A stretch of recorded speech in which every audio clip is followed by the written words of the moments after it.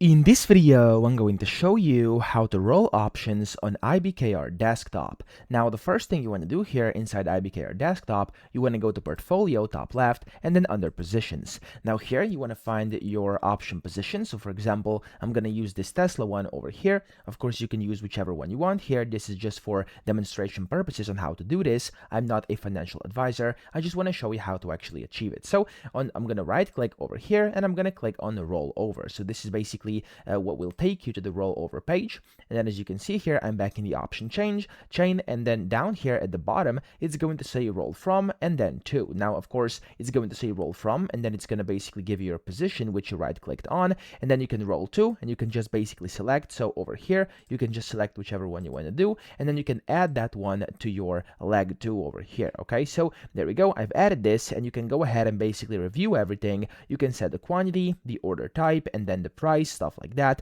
and then you can just go ahead and submit your order, and then you'll be able to roll it that way. So I hope this video helped you out. If it did, please subscribe to the channel and help me out as well.